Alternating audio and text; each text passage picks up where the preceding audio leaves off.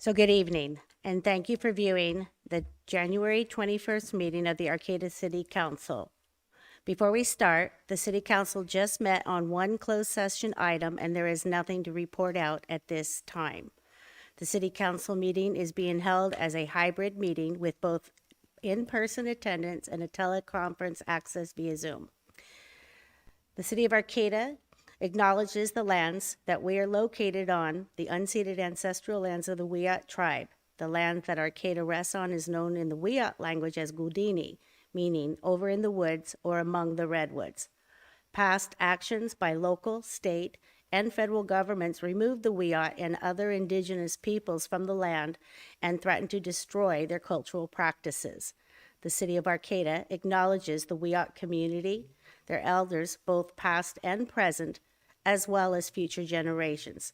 This acknowledgement seeks to aid in dismantling the legacy narratives of settler colonialism.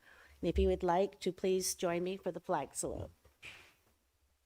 I pledge allegiance to the flag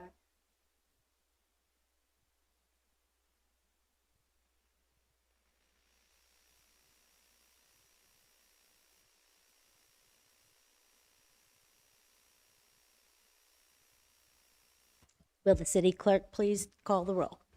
Mayor White, Here. Vice Mayor Atkins Salazar, Here. Councilmember Matthews, Here. Councilmember Schaefer. Here. Councilmember Stillman is absent, but we do have a quorum, and it sounds like she will be joining us a little bit later.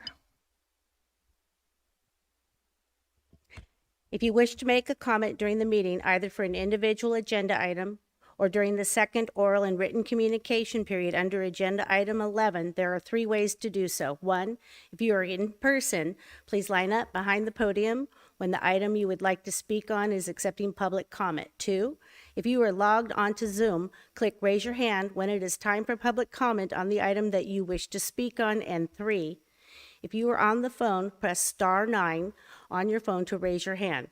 And when it is your turn, you will be prompted to dial star 6 on your phone.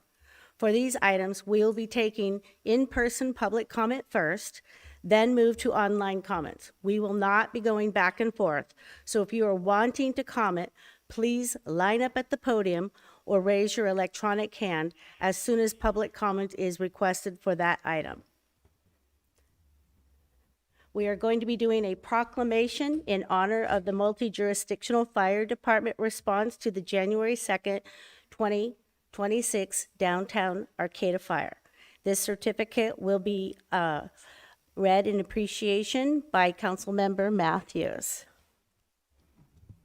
Whereas on January 2nd, 2026, the Arcata Fire District responded to the 800 block of 10th Street with an immediate request for full commercial fire response, prioritizing the immediate evacuation of residents while simultaneously attempting to gain control of the fire. And whereas fire suppression resources were utilized from many participating agencies throughout the county mutual aid system, including the Arcata Fire District, Humboldt Bay Fire, Samoa Fire, Neyland Fire, West Haven Fire, Lolita Fire, Ferndale Fire, Fortuna Fire, Fieldbrook Fire, Blue Lake Fire, Rio Del Fire, Arcata Mad River Ambulance, CAL FIRE Trinidad, and CAL FIRE Wiyot. And whereas every ladder truck in Humboldt County and approximately 100 fire suppression and support personnel were deployed to this incident where they dumped more than 2.5 million gallons of water on the fire, more than 9,000 gallons of water every minute at the fire's peak. And whereas emergency response teams successfully prevented fire spread to nearby city blocks from direct heat exposure and smoke impingement due to strong wind conditions, and whereas firefighting and emergency operations continued late into the evening with all response teams working to ensure the best possible outcome, and now therefore be it proclaimed that the City Council of the City of Arcata is hereby recognizes and honors all of the emergency response team who answer the call to serve on January 2nd, 2026, dated today, January 21st, 2026, signed by Kimberly White, Mayor, and I think we have Fire Chief Chris Emmons coming to accept this. And again, so much gratitude for you all.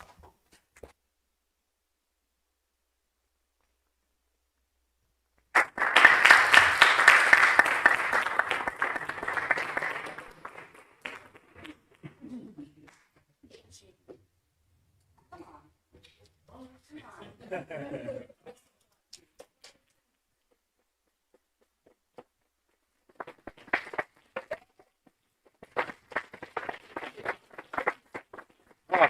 thank you. No, honest.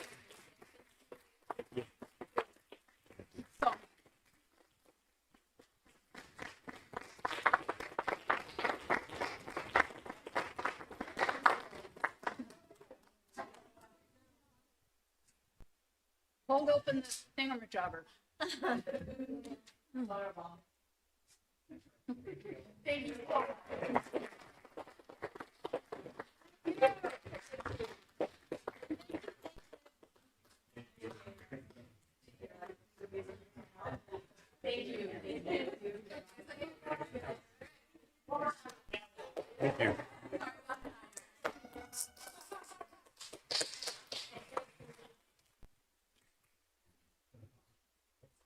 All right. Now we'll be doing a proclamation recognizing January 2026 as National Mentoring Month, and this proclamation will be read by Council Member Sarah Schaefer. Okay. Recognizing January 2026 as National Mentoring Month. Whereas this year, Big Brothers, Big Sisters of the North Coast, CASA of Humboldt, and Boys and Girls Club of the Redwoods celebrate over 140 combined years of service to the youth of Humboldt County. Big Brothers, Big Sisters of the North Coast recognizes that the future of Humboldt County rests on the success of its youth. And whereas a mentor is a caring, consistent presence who devotes time to help a young person develop personal strength and achieve their potential through a structured and trusting relationship. Quality mentoring encourages positive choices, promotes self-esteem, supports academic achievement, and introduces young people to new ideas. And whereas research shows that young people matched with a caring adult through a quality mentoring program are 20% more likely to be enrolled in college, 92% more likely to report participating regularly in extracurricular activities or sports, 78% more likely to volunteer, and twice as likely to say that they held a leadership position than those who did not have a mentor. And whereas youth development experts agree, mentoring is critical to the social, emotional, and cognitive development of youth, helping them navigate the path to adulthood more successfully. And whereas our community has a number of community volunteers, teachers, coaches, and many others who support the mentoring movement and work selflessly to improve our children's odds for success. Whereas the future of Arcata rests on the success of its children and youth. Now, therefore, be it proclaimed that the City Council of the City of Arcata recognizes January 2026 as Mentoring Month and thanks all of our local heroes who participate in quality mentoring programs to equip our youth with the tools to lead a healthy and productive life. The City Council also calls on residents to help close the gap between the availability of mentors and the number of children facing challenging circumstances who would love to spend time with a big brother, big sister, CASA advocate, or Boys and Girls Club of the Redwoods mentor. It takes little to be big for National Mentoring Month. And that is signed by our Mayor, Kimberly White. And I believe we don't have somebody here to accept this tonight, but we will get this to our friends over at Big Brothers Big Sisters. So thank you. And this is always an important proclamation. I feel like I remember it and we do it every year. And usually Florence is here telling us to sign up to be a big brother or a big sister and to get involved and to, help folks out. So we will get this to our friends.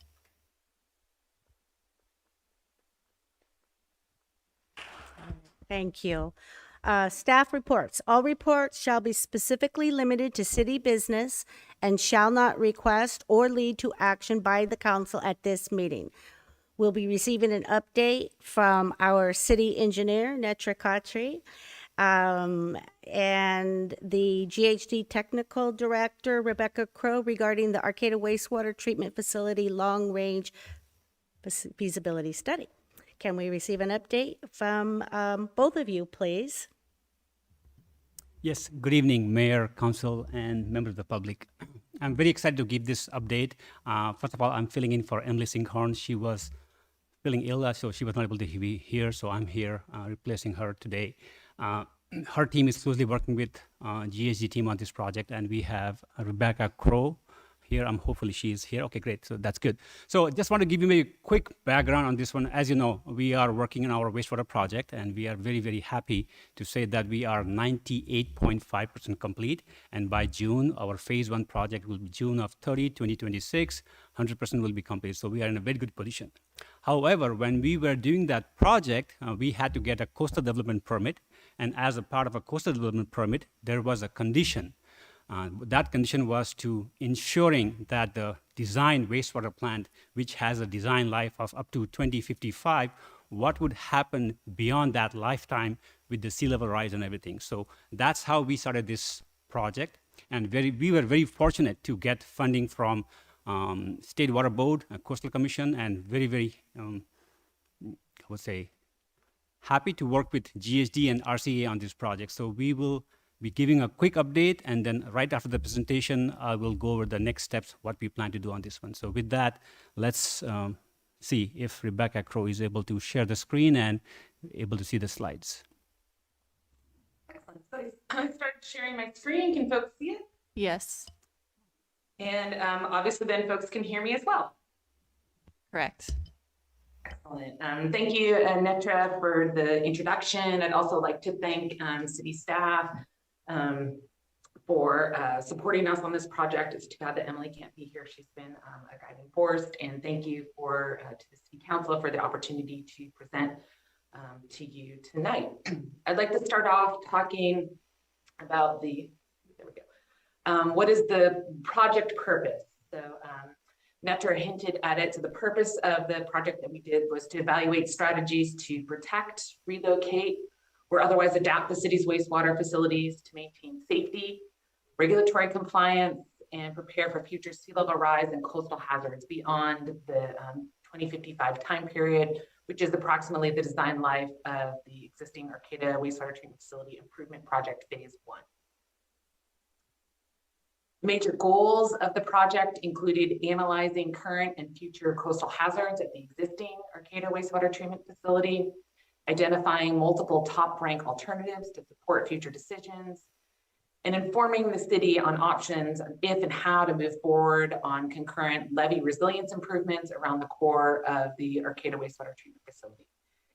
It's important to note the project was funded through a State Water Resources Control Board grant administered through the Rural Community Assistance Corporation. They've been a big partner in helping this project. And then with cooperation from the Coastal Commission and the Regional Water Quality Control Board.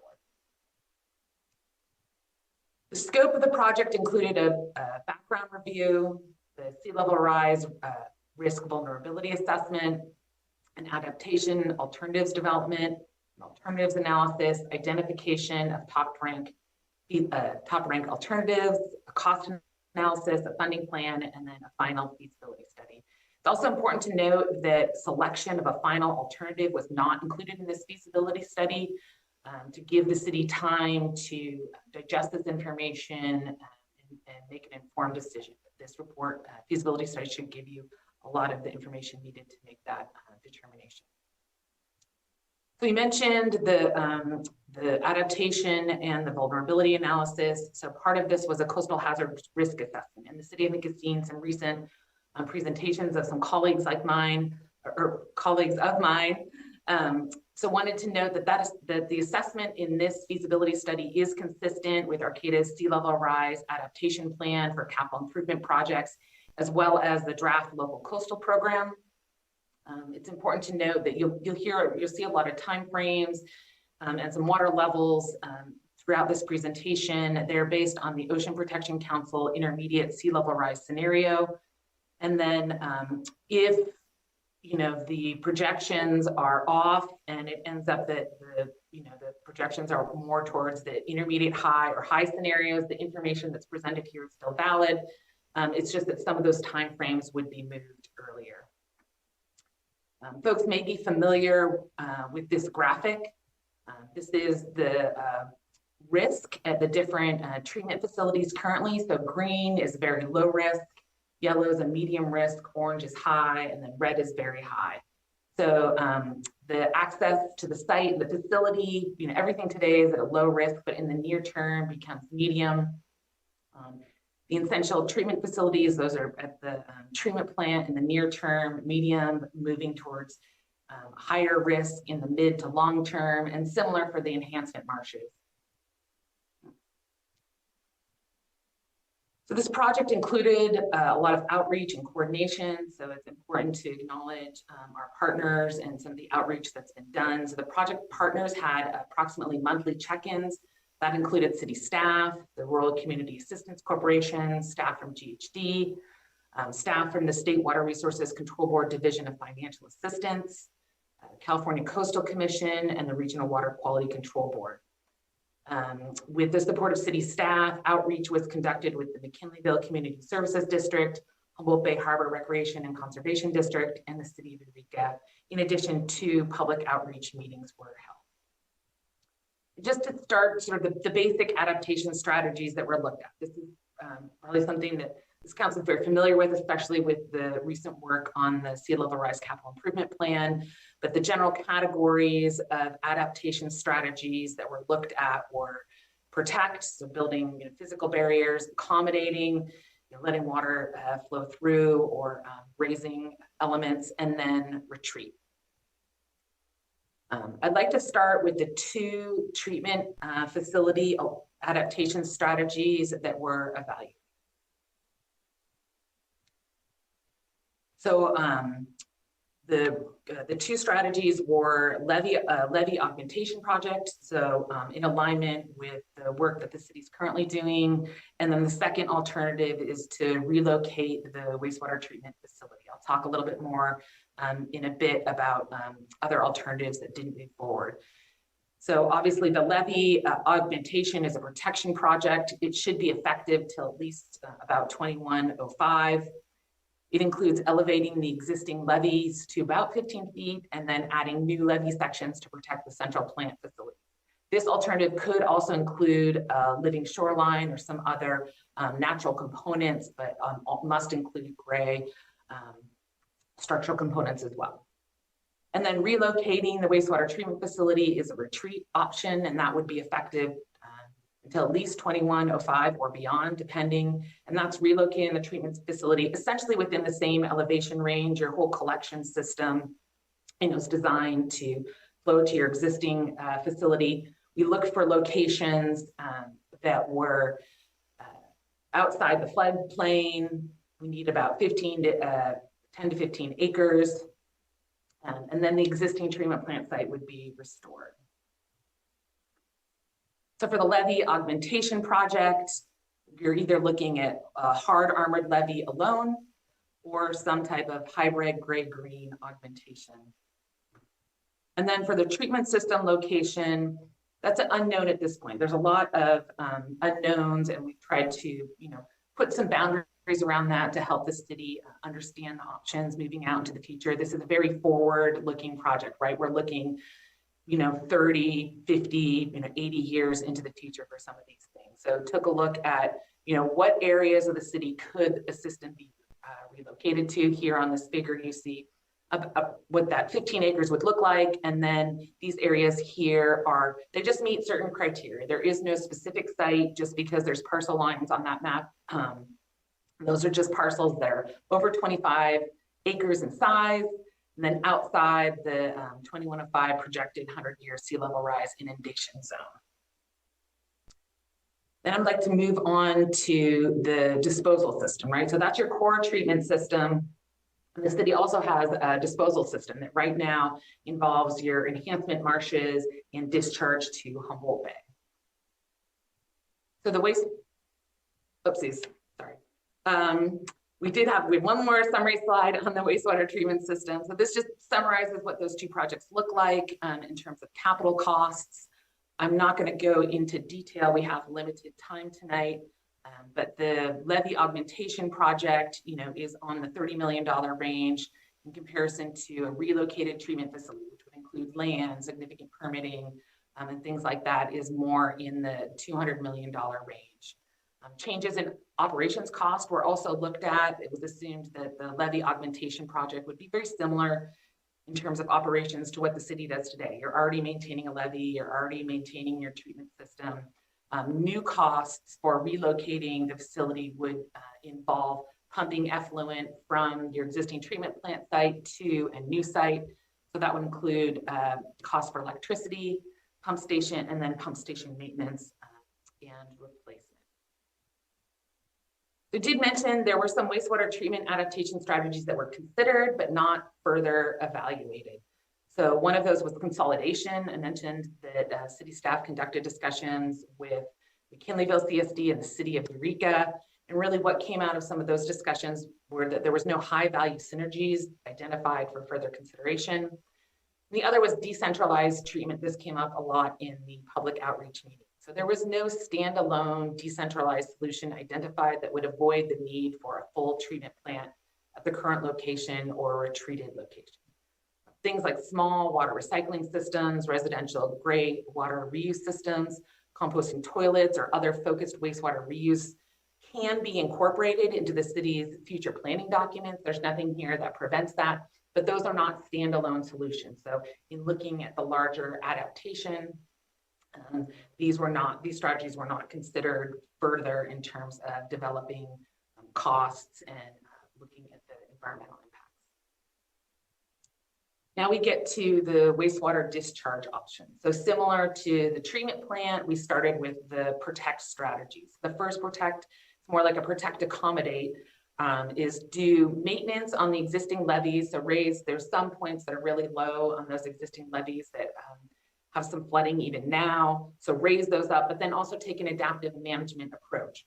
The city's looking at doing studies to determine how much the enhancement marshes can be inundated with bay water and still operate as they're intended. So looking at what is that adaptive capacity at the marshes. That's effective till about 2055.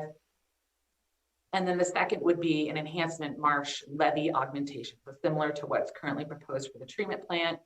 It's a protect option. It would be effective till around 2105. It would elevate the existing levees around the marshes to about 15 feet. So here's a photo of the enhancement marshes. This is the photo taken by Emily for the storms that happened on January 3rd, and it just shows an example of some of the existing overtopping. And this map, those light orange areas are some of the lowest elevation areas, and under this alternative, those are the areas that would be maintained to kind of match the existing elevations around the enhancement marshes. And then a levee augmentation project would be raised to about 15 feet. It could include living shorelines similar to the wastewater treatment plant. This is a picture here from 2020, highlighting some of the vulnerabilities of the marsh enhancement system. So in addition to protecting the existing marshes, two additional alternatives were considered.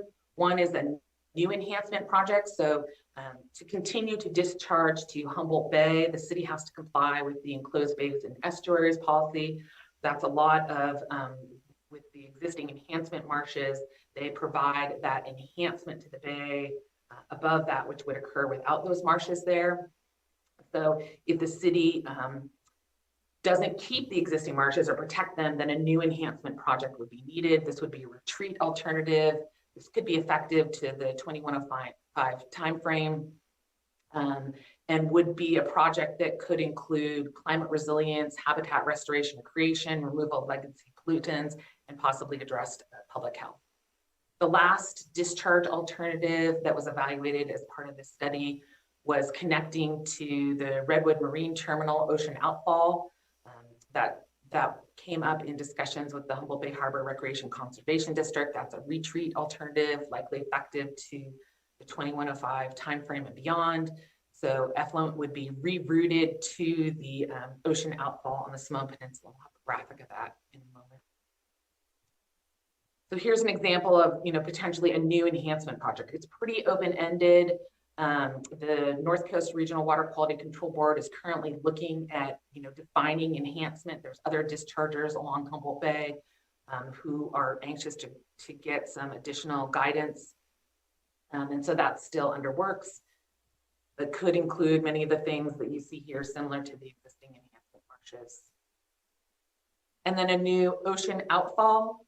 You can see here, this is the most likely route. Again, this is a very preliminary study, but follow along the existing 255 alignment to avoid conflicts with natural habitats. There would be connection at the Redwood Marine Terminal, and then the blue here on the screen is the existing Redwood Marine Terminal outfall.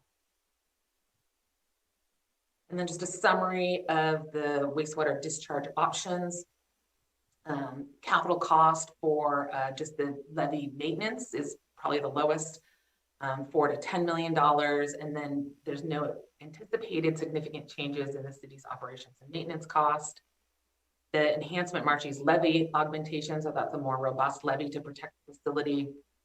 In the $10 to $20 million range. Adding a living shoreline adds about another, I think it was about $7 million to the project. And again, not anticipating any significant changes from your current operations. A new enhancement project, and this is, again, there's a wide range here and would be very specific to the final project that's selected, but ranges in cost from about 40 to 80 million and estimated about $200,000 in additional electricity and pump station maintenance. And the Redwood Marine Terminal outfall option would range between 60 and 130 million and just under $500,000 a year in additional operations and maintenance costs for electricity, pump station maintenance, and then some type of outfall use fee for the outfall. So in addition to the feasible alternatives that we just discussed, there were some additional wastewater disposal strategies that were considered but determined not to be feasible. One was groundwater injection. There's no similar examples where groundwater injection is permitted simply for disposal in the Arcata region. You don't have the same sort of overdrafting of groundwater basins or saltwater intrusion. They're typically used as a justification for re-injecting groundwater. It's also unlikely that the city could dispose of all your effluent that way, so a secondary disposal method would be required. We did look at year-round land disposal, which is again used in many areas of California. Up in Arcata, you get a lot more rain than you get sun, and so you're having to limit your irrigation period to the summer, do a lot of storage. So you're looking at over 2,000 acres of land for storage of the effluent and for irrigation.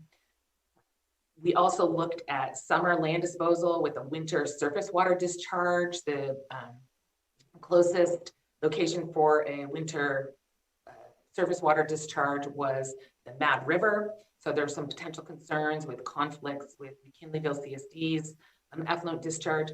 And also even with a winter discharge of effluent, this alternative looked like it would require almost 600 acres of land. And the last was year-round surface water disposal, which is not currently permitted in the North Coast.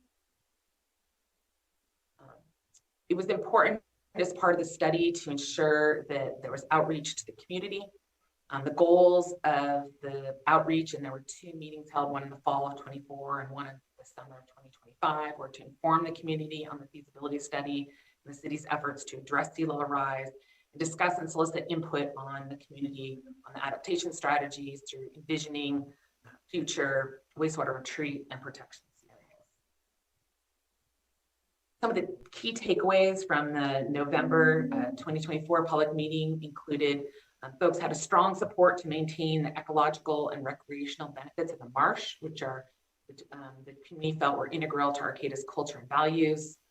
Collaboration with partner government agencies, regional stakeholders, and regulatory agencies to align efforts to maximize opportunities, ensuring cost effectiveness, leveraging phasing, trying to reduce impacts to ratepayers, aligning the adaptation strategies with the overall shoreline protection strategies. And then the public did show interest in innovative technologies. And like I mentioned before, those are things the city can keep looking into, but weren't further studied in this report. And then in the August 2025 public meeting, just a couple months ago, the comments and the groups were broken up to look specifically at retreat and then also protection. So in regards to retreat, there was a shared sense of maintaining the community benefits of the existing enhancement marshes, no net loss of ecological or recreation benefits. Folks suggested considering land banking for a new wastewater treatment facility and careful attention to future site characteristics and aesthetics, incorporating future population growth and climate change into project planning and design, regional collaboration, and then also attention to cost effectiveness. And then for the protection options, folks were looking to incorporate protections for other low-lying areas such as South G Street, Cost analysis, again, includes phasing, energy considerations, maintaining the ecological and other benefits of the existing system, and then a phased approach that may continues assessing land options and technology advancements. The criteria that the city's using to prioritize alternatives, including meeting regulatory requirements, constructability, operability, the flexibility of the system for future treatment concerns, resource efficiency and minimal environmental impact, cost efficiency, use of natural systems, and proactive climate change. The summary of the feasible adaptation strategies, again, the treatment system, it was the Arcata wastewater treatment facility, the core area levee augmentation or relocation.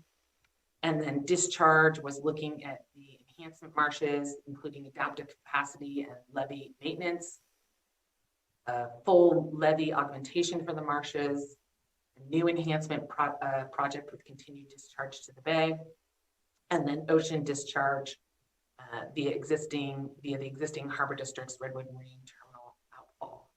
With that, I'd like to pass it back to Netra to just talk a little bit about the overall timeline and next steps. Good evening again. So definitely we understand it's a lot of information, and one of the main goal here was to give you just a taste of what we are working on, just what to expect. Our next goal is to review this draft document with the consultants and with the city team and come up with some proposals, and hopefully sometime at the end of the March or in early April, we'll be seeking some direction from you on how to move forward with this project.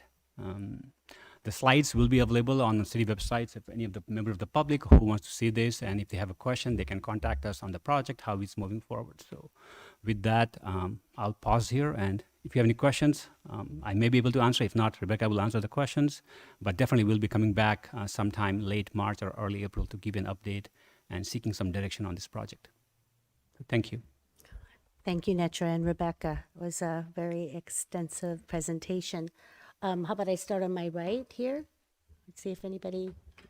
That was a lot of information to absorb. I don't even know what questions I could formulate to ask about that. Are those slides, can they be made available to us so I can like look through them at my own timeline and try to digest that a little more? Yes, definitely. Definitely. Netra and I talked about that prior to the meeting. Yes.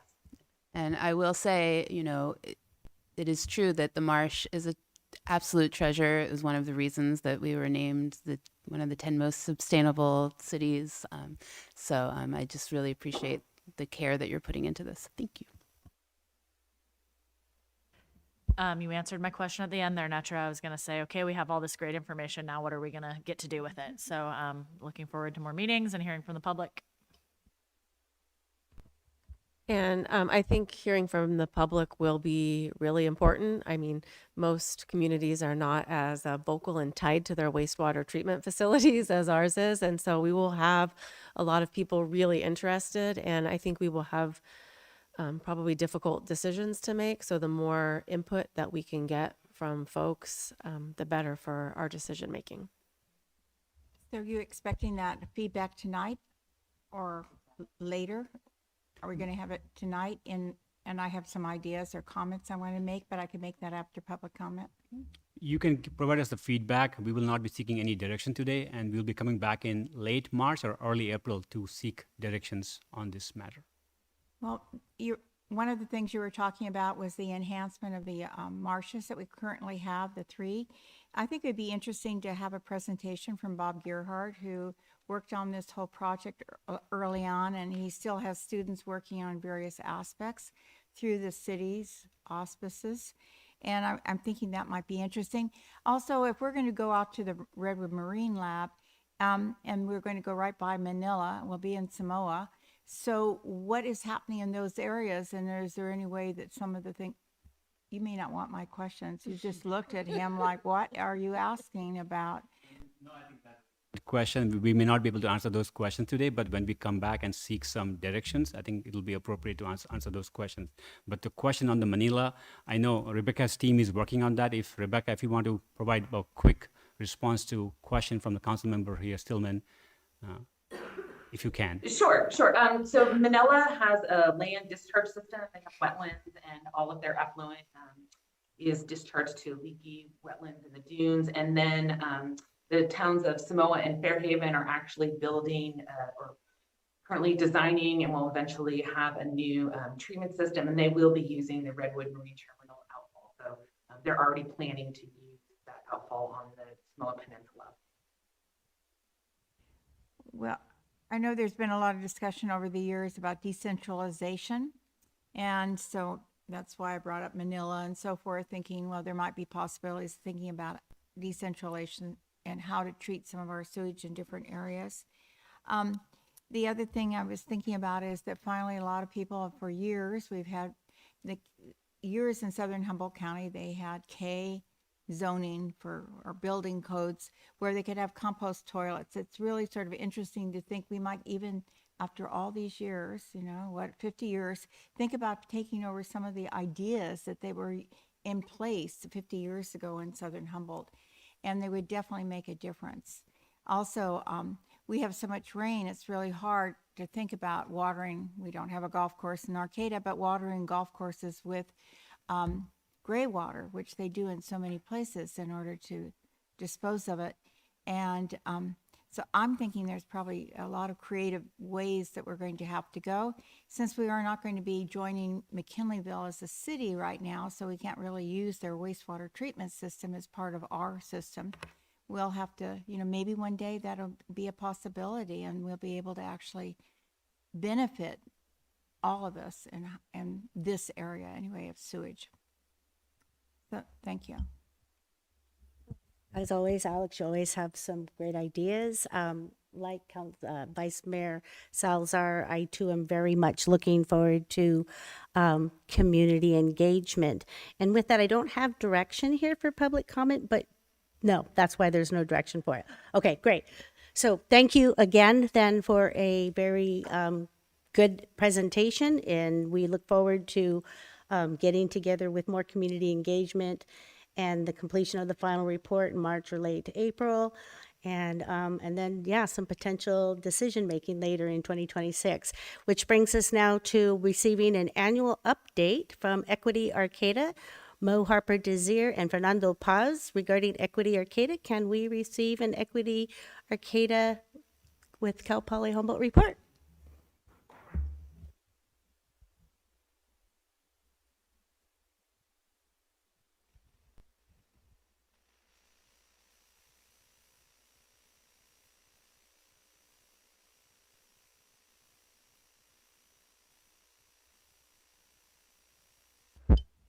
Thanks, everyone, and good evening.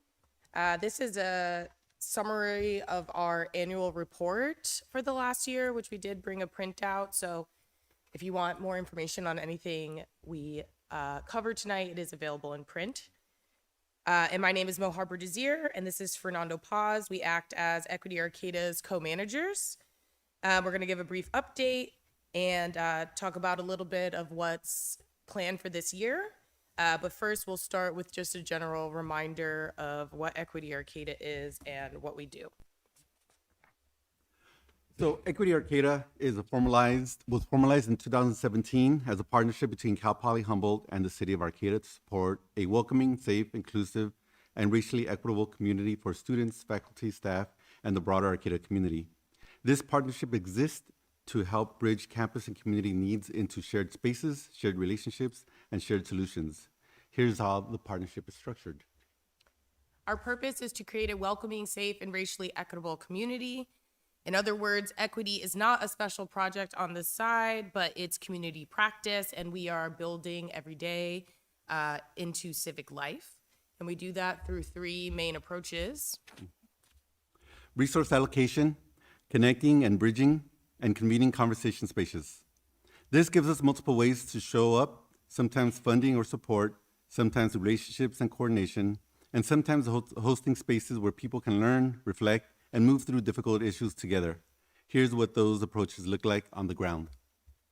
So we have cultural event support, equity workshops and trainings, internships and fellowships, local business connections, sponsorship of community events, reciprocity as a method of care and community, and our home away from home program. That's the heartbeat of this work. It's the consistent relationship building that makes collaboration possible when opportunities and moments arise. In a quick review of 2025, You'll see we collaborated with and supported local events through sponsorship, hands-on help, tabling, and workshops. In 2025, we produced workshops for the Social Justice Summit and the Campus and Community Dialogue on Race, both taking place at Cal Poly Humboldt. We were able to launch a community engagement campaign where we collected input at events like Redwood Pride, Oyster Fest, the Oban Fest, and the multicultural festival, One Village, Many People. And it's this kind of presence that builds trust and makes Equity Arcata more accessible, not distant. And we also hosted quite a few things internally. like our solidarity in Sanctuary Day alongside Centro del Pueblo, the North Coast Growers Association and the City of Arcata, and working diligently alongside our leadership and advisory committee to finalize new structures and workflows for Equity Arcata staff. Through consistencies like community outreach and the new Equity Arcata staff, we were able to reach some great milestones in the last year. And so some milestones we made together. We learned, we asked questions, and we showed up for one another through dialogue and solidarity events. Learning that equity grows when people are informed, engaged, and willing to stay in relationship during hard conversations. So this is an image from our Sanctuary City event that we held last March. We shared meals, resources, and time through Home Away from Home. Being together around food and care strengthens belonging and mutual support, especially for students navigating life away from home. We built partnerships rooted in trust across organizations and institutions, learning that lasting change happens when responsibility, resources, and power are shared. And this is the foundation that makes equity work durable instead of reactive. And these gatherings are practical, they're relational, and deeply stabilizing for community connection. And that's what this work is about, building community capacity and not just hosting events. And so in addition to some of these milestones, We began new organizational relationships with local and campus-based groups. In 2025, we actively collaborated with over 25 local groups, including newer collaborations like Queer Humboldt, the ERC, the Human Rights Commission, and the Food Sovereignty Lab. This is how we strengthen the network that supports belonging across Arcata and campus. and so we don't have much quantitative data just yet, but our ongoing partner, Alexis Harrell, who is the coordinator of the Emoja Center at Cal Poly Humboldt, said it best in saying that Equity Arcata has been pivotal to the center in forging and maintaining connections with off-campus community groups and individuals. Internally to the city, we also build space and time for conversations on care and equitable practices in creation of CARE's working group. The CARES Working Group is focused on ensuring care and dedication and are part of service providing at the city. This is a key internal system milestone, strengthening how we do the work inside city operations, not only in outward-facing programming. This group meets monthly and worked on community engagement, a transition RFP, and was central driving force to the materials created that became the CARES Toolkit. And the CARES Toolkit is a practical guide created and implemented with staff to create equity goals and focuses for each department and the city as a whole. Through surveys, listening sessions, policy and data review, and planning templates, staff were able to create their own goals and strategies around creating more care in city services and programming. The toolkit is grounded in the pillars of community, accountability, representation, equity, and safety, and it helps shift equity from intention to practice and daily decision-making. City Clerk Ria Varley shared that the city should continue holding equity and care-centered time because it provides staff and community with input and learning opportunities while fostering an environment where people feel safe, engaging in the process. This is exactly the cultural infrastructure that we need for equity to be sustainable in our community. Another great output of 2025 is Equity Arcata's Community Development Grant, which will connect resources to partnerships and programs already in existence across both community-based and campus-based entities that foster belonging. This program is in the final development stages, and Equity Arcata will make a formal announcement once the application opens. This project is about resourcing what's already working and helping to deepen collaboration across the entire ecosystem. And so next we'll move into a quick snapshot of the reach of 2025. Yeah, because across events, workshops, and convenings, we engaged about 14 to 45 participants. From September to December, we had 15,140 Instagram views, a 79% increase in 2025, and Facebook grew to 592 page likes and 648 followers, an 86.2% increase. This reflects consistent engagement and expanding reach, a lot of effort in relationship building work. In 2025, we committed significant time to community relationship building with over 32 outreach tabling opportunities, pretty spread across the community as well as on campus. We hosted 10 workshops, 4 convening spaces, 8 events, and attended over 27 collaborator events, including 5 new collaborative relationships. And so these aren't just counts, they represent repeated touch points and trust building across the community. And so we also provided direct support in some of these community spaces. We supported local events and gatherings valued at over $3,500 and distributed 2,784 electronic copies of 8 newsletters. This is both material support and ongoing public education and connection. And a few additional highlights. We now have grown our advisory committee to 12 members. We have 232 newsletter subscribers. We hosted 461 students across 4 home away from home potlucks. We onboarded 2 student workers from Cal Poly Humboldt. We were able to connect with 34 different local businesses who donated food, gift certificates, or other items to the home away from home potlucks. And then we also, through a partnership with the North Coast Growers Association, were able to distribute 280 $10 vouchers to the Arcata Farmers Market.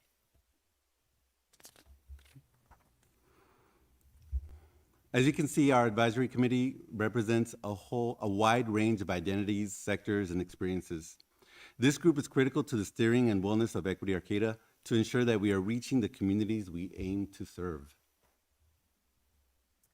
And so Irene Gonzalez shared that Equity Arcata brings together the city, university, local businesses, and community members to build a safer, more inclusive environment for underserved community members.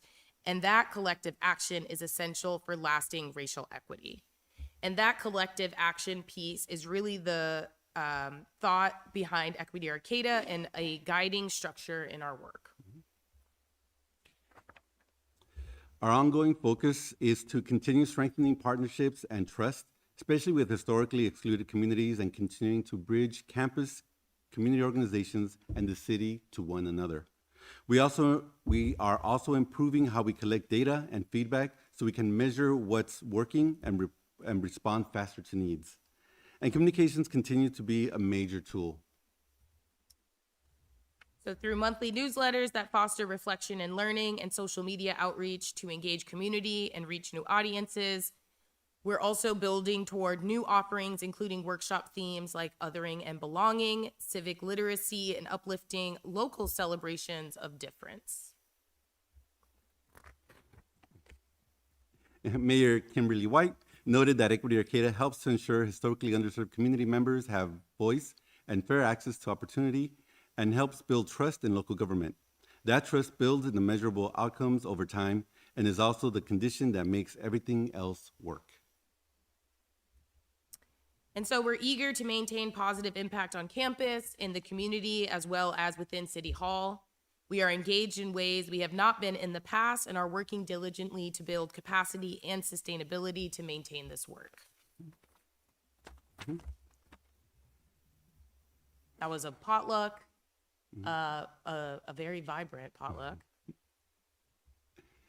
If you're looking to get more information on the work Equity Arcata is doing, you're free to click on the QR code and follow us on social media.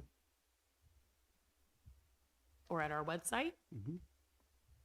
Or you can join our newsletter, which includes updates from Cal Poly, the city of Arcata, as well as some mini equity lessons for self-guided learning. And that's the year in a nutshell.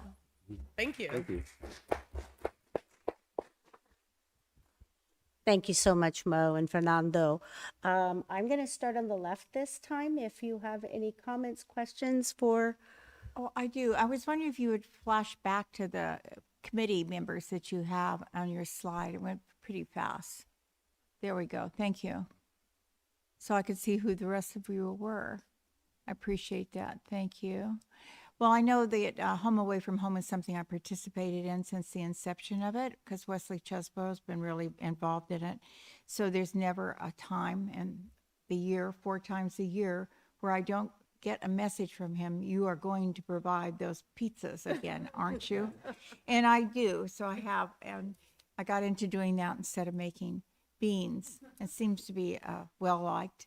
And I think that's been a really valuable aspect of Home Away from Home. It's been a good project that's happened. And so thank you.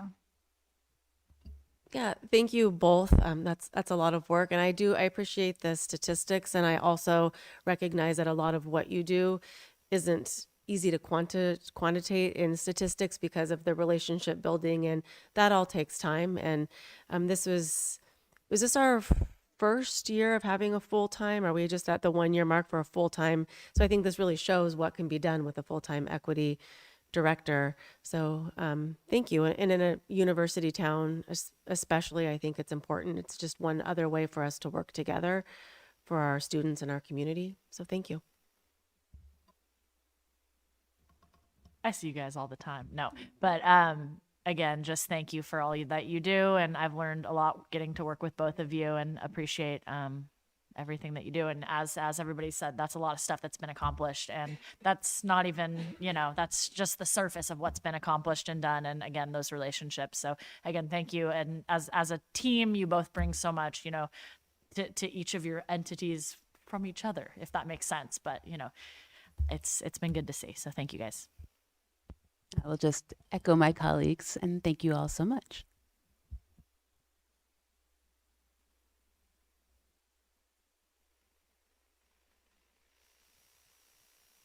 thank you. I just wanted to add, in today's political climate, the work that you do is essential. So thank you.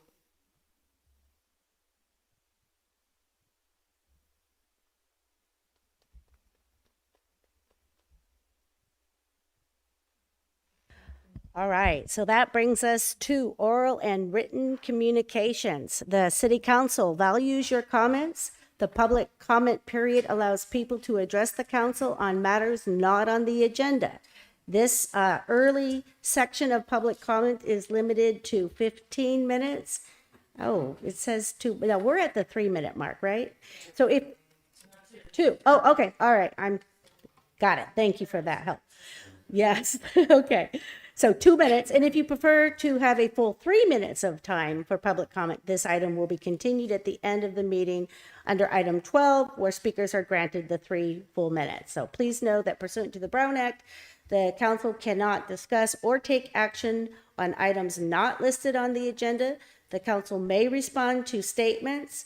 There will also be time to provide public comment specific to each item when that item is being reviewed by council. So make your way to the podium, please. Hi. I'm here again to plead with you regarding the Sister City project. Although your constituents have asked you for over a year and the streaming of atrocities are ongoing, you have waited time and again. I'm an RN and going to Gaza on the 1st of February to volunteer at a hospital there. Many other RNs want to go, but they have responsibilities, and I don't. My son is grown. So I can give you an eyewitness account of the horrors done to these people by Israel and by the U.S. with their money and weapons. I will also be an eyewitness in Gaza and be able to tell you what's happening with the Gaza Sunbirds and how that is working there. And also the board overseeing Gaza, I'm sure you've heard about it, that will cost $1 billion. An applicant can pay $1 billion and be on the board to oversee the Palestinians. It's also part of the genocide, torture, assassination, ethnic cleansing, and baby killing of these people by Zionists and by US money. Since you appear not to care, I pity you. When I come back, I will bring pictures and sketches. And you may think I sound harsh, but I'm not harsh. I'm just incredibly frustrated. The majority of people in this country know that we should stop giving weapons to Israel, but our leadership will not do that. And that's why I'm going to Gaza. I do want to be an eyewitness. I do want to help them educate and take care of the Palestinians. Anyway, I will be back, and when I do, I'll give you eyewitness. Thank you.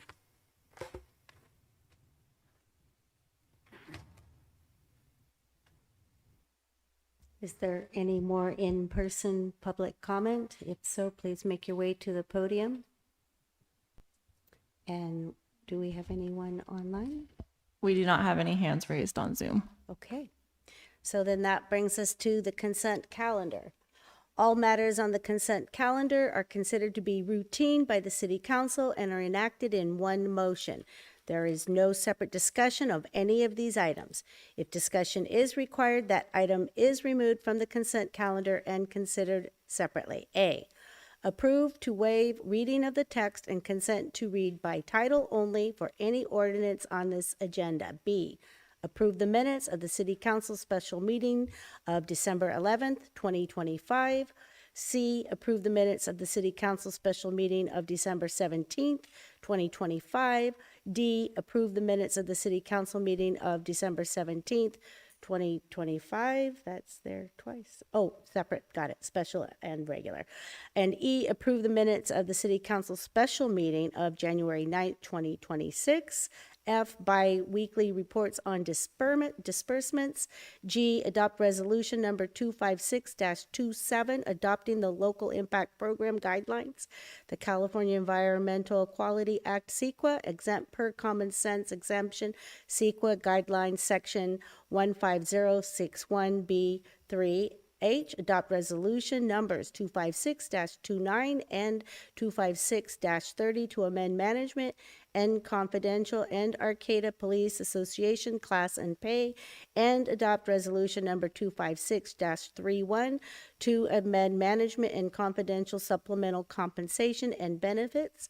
I, approve a letter of opposition to be sent to the Humboldt County Planning and Building Department for the proposed conditional use permit to build a new telecommunications tower near 422 Shirley Boulevard, and authorize the mayor to sign the letter. J, adopt resolution number 256-28, approving execution of grant funds from the Ocean Protection Council to develop an Arcata sea level rise adaptation pathways plan, not a project per the California Environmental Quality Act, CEQA. K, adopt resolution number 256-33, updating the City of Arcata investment policy.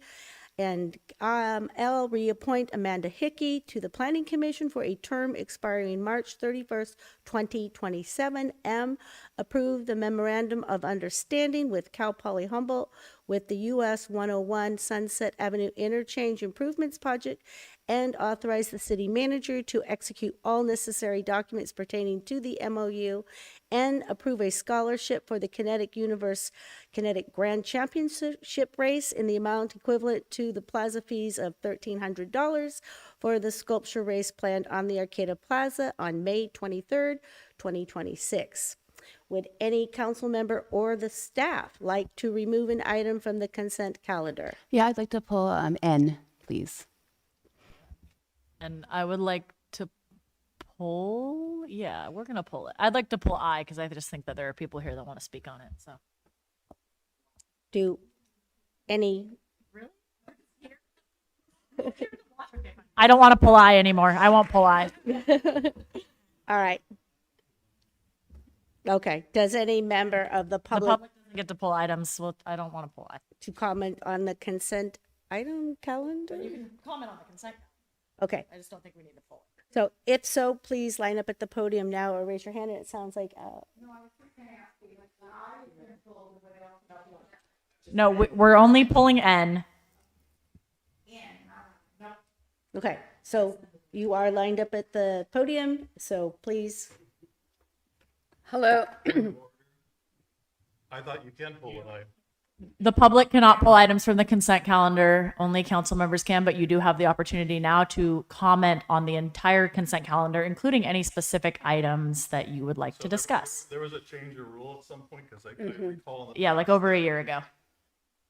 Hi, my name's Joanne McGarry, and I try and do my homework, but I can only go so far sometimes on the hard copy out there. And when I get home, I just don't want to look on the computer at what's going on online with the agenda items. But I did look to this week at the disbursement rather, thing that there's a lot of monies dispersed every between meetings and all, and it's in the small print. I just want to say how much I appreciate at least a bit of a description as to where some of those monies go. And I'm going to be studying it a little bit more later and maybe come back at another meeting to kind of question some of the allocations, but and why it's going and what does this all mean, because a lot of money gets dispersed between meetings, and it's really kind of interesting to see. Just, I guess specifically, we spend a lot on porta potties, and that would be an interesting thing to understand, why we have porta potties and not permanent structure in some places where the porta potties are. So I just kind of wanted to say I'm really always concerned about money and where it goes and how it's used, hopefully effectively and efficiently. Thank you. Next. Okay, I'm going to comment on the cell tower, which is item I. I read the letter, and you seem to have concerns about the height. You seem to have concerns about public safety and setbacks. So I'm a little confused about this one, because for 3 years now, I've attended here, and a number of times I've had Arcata Fire District come in here and tell you, please, no 4, 5, 6, 7, and even 8-story buildings because of public safety, because basically you're going to get them killed or you're going to get the public killed, and also on setbacks too. So here, I mean, I'm just like curious how this one came about, where you're all of a sudden concerned about this. And as we've seen on January 2nd, exactly what happens when you don't listen to the fire district, that they almost lost control on a 2-story fire that went from block to block. And this is coming from our supervisors, our sheriff. This is their opinion. So you guys, your leadership on this is just, unbelievable how you came to that conclusion and didn't follow our first defenders and what their professional view was. You get people killed is what the decision of this council does. So you really need to get your act together and somehow have some redemption of how you're going to approach the public and assure them in the future that this isn't going to happen. But your vote is 4, 5, 6 stories you're okay with, and our fire district has told you no. Thank you. Next. I'm Margaret Draper, and this is just a quickie on the letter. Thank you very much. I think it's going to be helpful for the county to realize that they are possibly stepping on Arcata toes. And the letter did mention the encroachments, and we have been very concerned about the traffic situation there at the corner as regards the city's part. And we have tried to go to traffic meetings a couple of times, but they didn't have a quorum. And I'm open to suggestions about what to do about how to get input to you about the traffic thing without the committee. Does anybody want to let us know? Which guy? That guy right there. What do we do? Mayor White, Go through talk to him. through the mayor, I think Margaret, we've been in touch, and if she wanted to contact city staff, we'd be happy to answer questions and have another dialogue with Margaret. We would direct her to Netra, She could contact me and Okay. and yes. and you'll route people accordingly. Yeah, we wanted to have a meeting of our little subgroup with somebody from the traffic committee, and they said they can't meet without the quorum. And then it kind of left us, we don't really have information. We need to talk to someone knowledgeable. So you're it or you're it? Who's it? I just reach back out to if you reach back out to me, then I'd be happy Okay, to set. all right. Thank you very much. Thank you. Is there anyone else in public that would like to come up to the podium? If not, do we have anyone online? No, we do not. All right. So may I have a motion to adopt the consent calendar? Your mic is not on. Councilmember Stillman, your microphone's off. So I'm going to make a motion to approve the consent calendar items A through M. And do we have a second? I was going to do A through N, excluding I and N. We didn't pull I. It's just A. She did. Oh, okay. That's why I asked what was pulled. May I just confirm the motion I heard from Councilmember Schaefer was to adopt the consent calendar items A through M? Thank you. I'll second that. Okay. So we have a motion. We didn't pull We have a anything. motion from Councilmember Schaefer and a second from Councilmember Matthews. Is there She any said M, discussion not on the N. motion Oh, okay. before we vote? So all those in favor? Aye. Aye. And I'm aye, so motion passes. All right, so old business. No. N. We got Oh, and right. So sorry. Thank you for your guidance. Right. So the long consent calendar. All right. This is for the sponsorship of Kinetic Universe's Grand Championship race, which I love and appreciate the Kinetic Universe and what they bring. The reason that I am pulling this is because at the last budget, we did set aside a pot of money for events on the plaza and surrounding areas that bring people, and I wholeheartedly support that. And what I would like to see, because we do get a lot of letters asking for us to sponsor things, is at the next budget session is maybe to make a list of all the events that we'd like to sponsor, just so we can have it and we don't have to have like one-off letters all the time. And it'd just be nice to see what events are coming and have some guidelines for, you know, what amount of people they bring, just so we can have that. And also because, for example, we got a letter several months ago from the I Street Block Party asking us to waive the fees, and that never came before us as a council, and we never got to approve their funding. So I just want to make sure there's some equity and call out, what events we are actually going to sponsor. Along with that, as I was rereading the letter that Jennifer sent to us from the Kinetics, it looks like they asked for not only waiving the plaza usage fees, but also the setup fees, which is more than the $1,300 that's called out specifically in N. So I would like to addend or modify N and ask we sponsor them for an amount not to exceed $2,500 so that we can include those setup fees. I still think that we have about $9,000 in that pot set aside, so this will not take us anywhere near the limit that we need for that. So that's what I'd like to do. I agree with all of that and support that. And again, we're already, halfway through our fiscal year here. And so if we haven't really spent that money yet, these big summer events that come up that we're excited about and that we're helping support, I think are, essential to give this sponsorship to, especially I know Kinetics, they've been struggling finding a new space for their Kinetic Lab, all of that, and getting the event even back up and running after COVID. I think they can, use all the help we can give. So yeah, I think that's I do, Councilmember Matthews, I think I like that idea of some type of announcement to folks that we are accepting applications, because especially if you're at the end of this season and maybe we run out of money before we get there, so it would make sense to try to do what we can ahead of time. And with that, I'll make a motion for to adopt N on the consent calendar.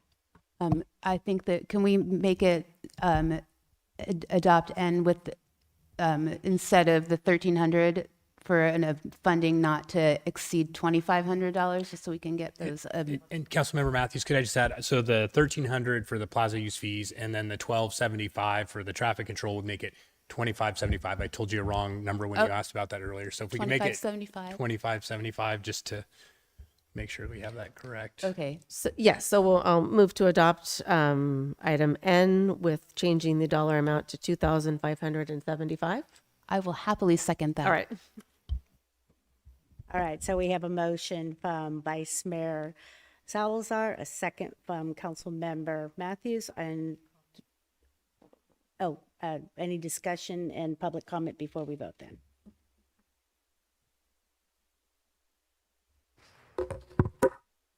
Hi, thank you for having me. I'm Jennifer from Kinetic Universe. You all have my letter. I wrote the letter. You know what this room is missing is a kinetic sculpture. And if you need one in the room, I have a Hobart Brown in our storage unit.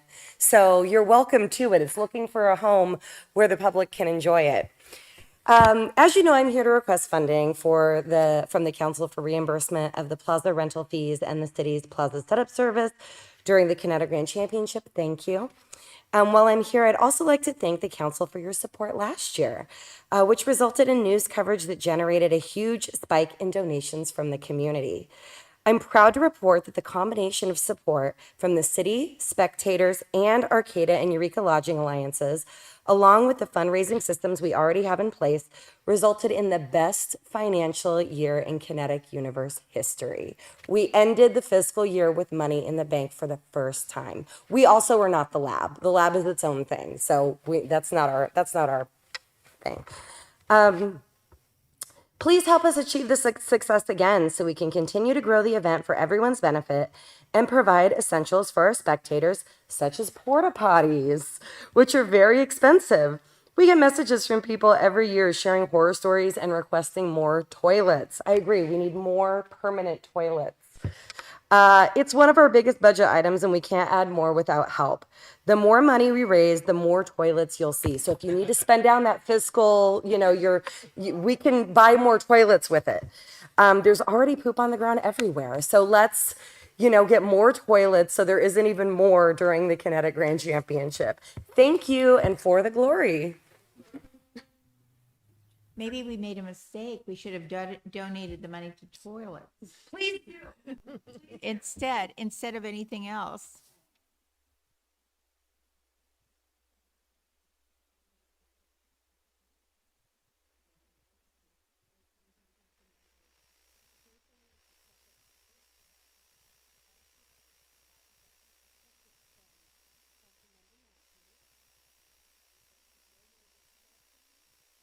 All those in favor? Aye. Aye. And I guess I didn't have my microphone on that entire time. Should I redo that? No, I captured the vote, and Great, I just perfect. also wanted to add there were no hands raised on Zoom. All right, great, thank you. All right, so then that now brings us to old business. Approve and amend an amendment to the bike share program contract with Tandem Mobility LLC to add 2 new e-bike stations and extend the term for 3 years for up to $137,500 per program year, and authorize the city manager to execute all related documents. Can we have a staff report from City Engineer Netra? Good evening, Mayor, council members, and members of the public, and member of the public and staff.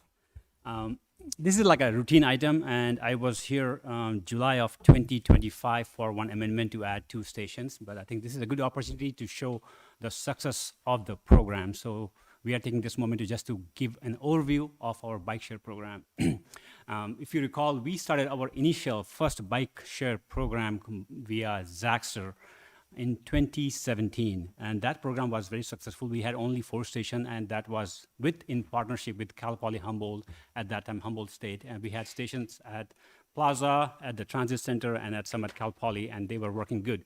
However, in 2020, we had COVID, so people stopped touching bikes. So the company, Zaxter, went bankrupt, and they were not able to do that. But we knew the success was good, and we saw some opportunity on that. So we partnered with Cal Poly Humboldt and started that program in 2021 with Tandem Mobility. We did an RFP, and we got that company on board. And since then, we started our program with only 4 stations. As of today, we have 10 stations. And big kudos to Cal Poly Humboldt and Community Development Department, who were able to secure some funding through UROC Indian Housing Authority project and through the Sorrel Place project here through Affordable Housing Sustainable Grants. This is the map, and then some of the pictures of that, our bike share program. These are the 2 stations at the plaza. These are the 2 stations at Cal Poly Humboldt. This is how we initially started our program. Then we added 2, one at the Sorrel Place and one at the Shea Park along the bus trail, Humboldt Bay Trail, and at the bus stop, so we can get maximum use. And also we got funding through UROC Indian Housing through same grant, and we were able to add 2 more stations, one in Valley West and one at the end of the 30th Street. And then there was a new housing project through Cal Poly Humboldt, Hunar Hu Malik, and we added 2 more stations in July. So with that, as of today, we have 50 bikes. But as we know, the housing, sustainable housing grant funding is no more available after the end of this year. And we knew that, so we applied for federal funding, and we were successful in securing that funding for next 3 years. So, which will allow us to fund all the 6 stations sponsored by the city, and Cal Poly will continue to fund their stations. And in the process, we had a lot of requests in the last 2 years to add e-bikes, and since we had funding, so we added 10 e-bikes, and we'll see how that goes. 2 new locations are, one is in the Sunnybury, and other one is at the end of the 11th Street. So this covers mostly city, and definitely we'll be able to cover most of the city through these stations. For your information, e-bikes will be able to dock on any of these stations. So we don't need a special station for e-bikes. So they could be docked at any of these locations. So 2 stations are, one at 11th Street and one in Sunnybury, but e-bikes will be all over, distributed depending on the use.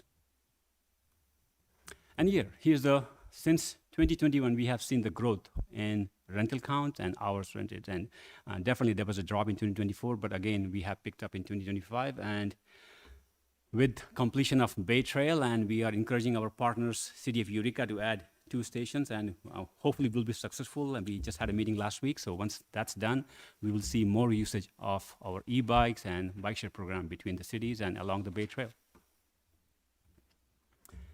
This is in the staff report. This contract amendment is for 3 fiscal year, and you can see the numbers. Our federal grant is in the amount of 216. Cal Poly will be funding 129. There will be city match every year, 22,500. And then, that's a total number. And that's how we plan to fund the project. And every year we'll be budgeting this number, and we'll move forward with our program. And every year, if we need amendments or updates, we'll come back and give you an update on our bike share program. As we are doing the bike share program, I always like to do this. This is the slide I presented last time. This is nothing to do with the bike share program. However, these are the 3 different locations where we have our bike and ped count along the Bay Trail.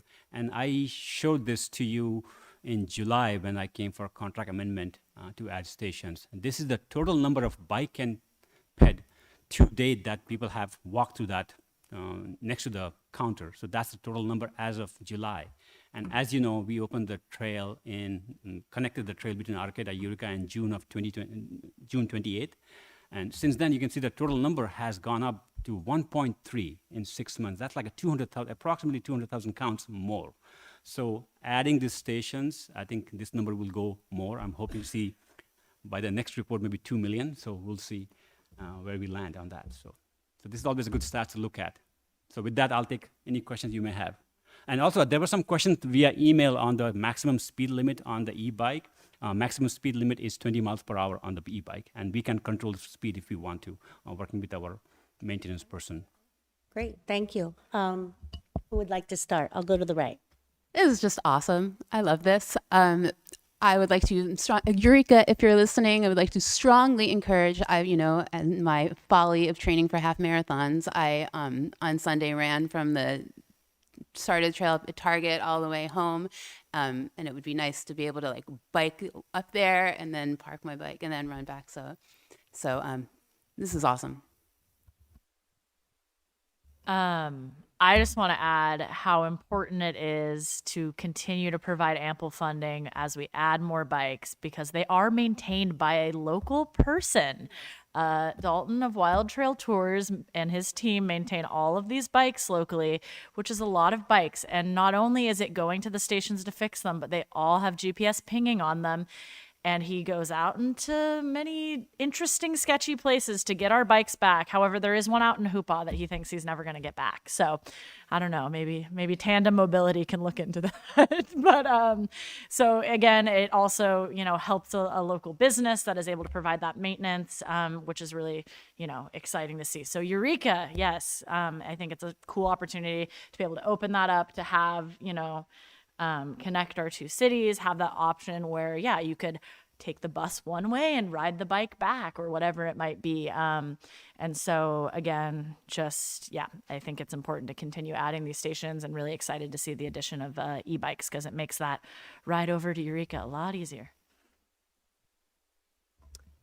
Thank you. I think my husband and I were right. We rode to Eureka. I think we passed you on the trail and then rode back, and it's relatively flat. And when I passed, I was like, we need e-bikes. And usually staff will say, yeah, and we need to find funding. And I was curious because Nature was very positive about it, because I think this was probably already in the works. So you knew we were getting them. But I was just thinking, for accessibility, that's a really flat ride. In Arcata, we have a lot of hills. And so there are some hills that just your average person cannot make it up without some help. So I think that this really will increase use for our town. So thank you. So I have probably a stupid question to ask, but do they have to be charged? And the e-bikes, yes. So that's why I think when the council member Schaefer mentioned Dalton, I think we are so lucky and very fortunate to have him here working for Tandem Mobility, and he takes care of the bike very well. So he will be charging those. He will know when the battery is going down. So at that time, he'll pick it up and charge it at his station. And then brings them back. They bring it back. Okay, yes. well, thank you for that, because I figured they had to be, because I see people riding them all the time, and they're going up the hills and so forth. So I figured they're like the cars, you have to, electric cars, you have to do something to them or they just die. Okay, thank you. And you asked the question that I was going to ask. And I also didn't know that we can control, you said remotely, the speed? Not remotely, but we can set the speed limits on the bikes. Oh, darn. Because there are some bikes which go like 20. Yeah. No. I also was curious, and I don't know if you have this information, but is there a particular area or site that is busier than others? Sorry, I do not have that handy, but I can provide that information. We can locate that information, yes, which stations are more active. I would say most probably it's plaza ones, but Sure. I will give you the real numbers. Great. I'm excited about all of this. Thank you. Well, that would bring us then to public comment. Please step on it. Hi, my name's Joanne McGarry, and from what I could hear, it sounds very exciting, the expansion and the electric bikes. And not to, put a downer on it, but I saw a Chinese electric bike rental type parking thing that somebody was showing in China, and it had these red lanterns over each bike. And what it really was a fire extinguisher. And not that I'm expecting the electric bikes to burst into flames, but I also know that that is a concern. So I just sort of wanted to, say it out loud that, hopefully we have some sort of thing in place for these things to make sure that they're safe and not going to explode. And I know most good e-bike manufacturers have good battery operating on it, but I just sort of wanted to say that it could be a potential fire issue. Thank you. Next. Okay, I'm going to talk about January 2nd, our fire in downtown. I was going to the gym. I walked by there every, We're actually talking about bikes. Is that what you're going I to thought you said oral communications. on this item? And I apologize if I caused confusion. All right, so I am looking for a motion. Mayor, Yes. I do have one hand raised Yes, on please. Zoom, and I'm just, oh, they just lowered their hands, so maybe it was regarding oral and written communications Okay. later. Okay, thank you. All right, so then no comment on this item on Zoom at this point? Correct. Okay, all right, so then do we have a motion? Well, if, I would be glad to make one. I see you have your light on. Why don't you go ahead? You can make it if you want. I was just ready. I will make a motion to approve the amendment to the bike share program contract with Tandem Mobility and to add 2 new e-bike stations and extend the term for 3 years up to $137,500 per program year and authorize our city manager to execute all related documents. Second. All right, so we have a motion from Councilmember Schaefer and a second from Councilmember Stillman. And I would like to now take that vote, please. Aye. Aye. And I say aye, so motion passes.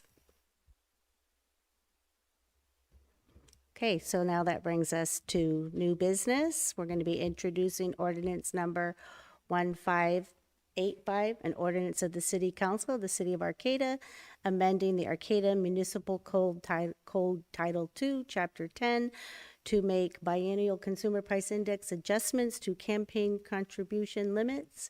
May we have a staff report from our city clerk, Rhea, please.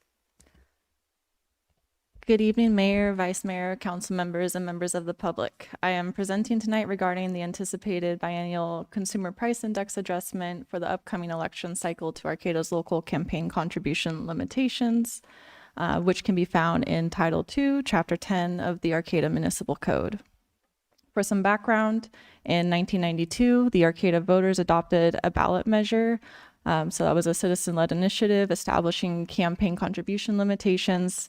At this time, this ballot measure set local office candidate campaign contribution limitations and requirements for disclosure of independent expenditures at $100 per election cycle to be adjusted every even numbered year by the Consumer Price Index.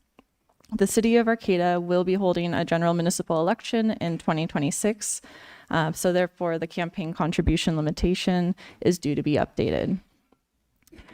Consumer price index adjustments to the contribution limitation and independent expenditure disclosure requirement in 2024 was raised, so the threshold was moved to $240. Ordinance number 1585 presented for introduction tonight would raise the campaign contribution limits and disclosure thresholds for the 2026 election cycle to $250 based on a consumer price index adjustment calculation made by our assistant city manager / finance director, Tabitha Miller.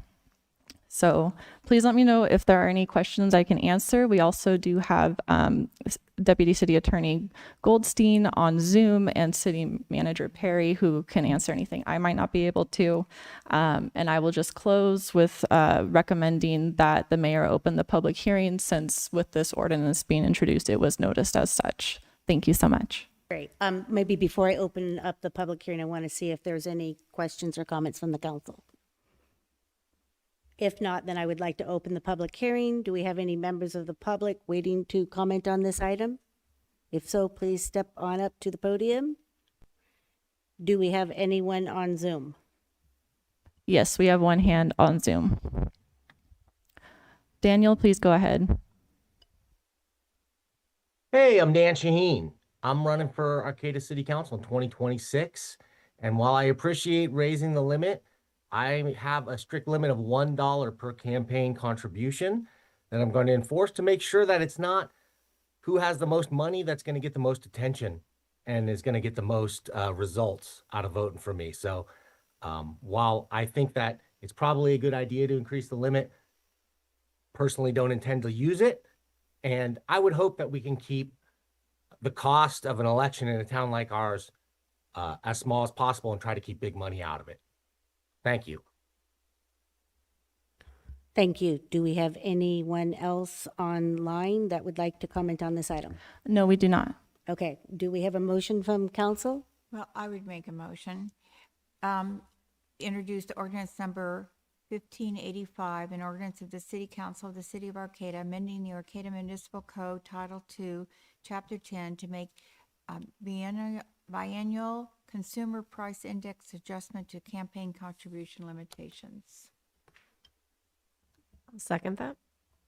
Okay, so we have a motion from Councilmember Stillman, a second from Vice Mayor Salazar, and so let's go ahead and do roll call, or say aye. Aye. Aye. Aye. Aye.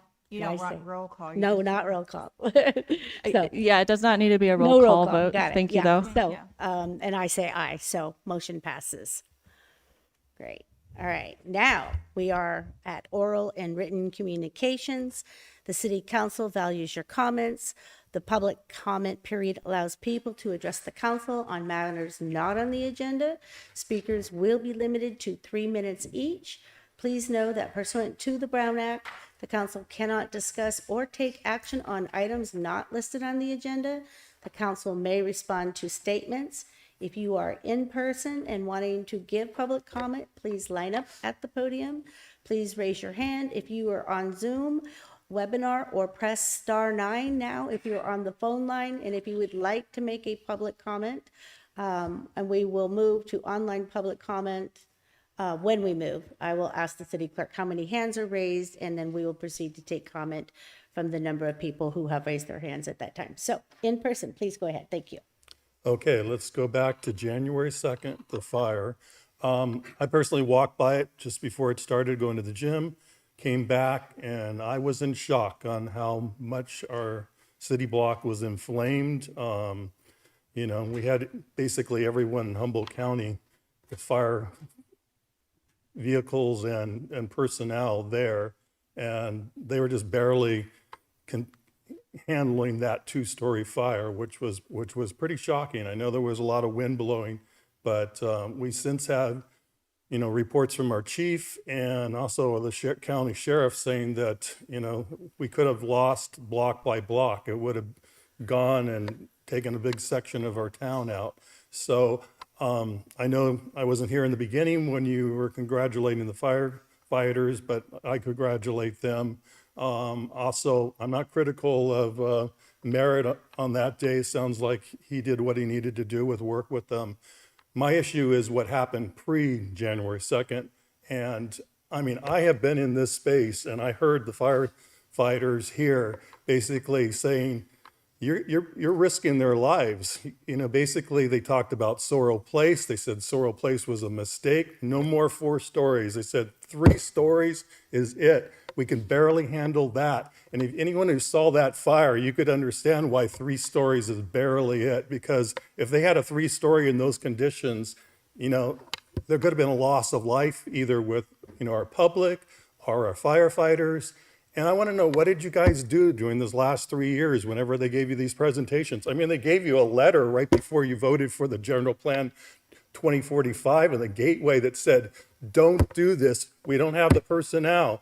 And what did you do? You just blew them off. That's what you basically did this whole time, is you blew the fire department off and you just went off on your own little tangent here.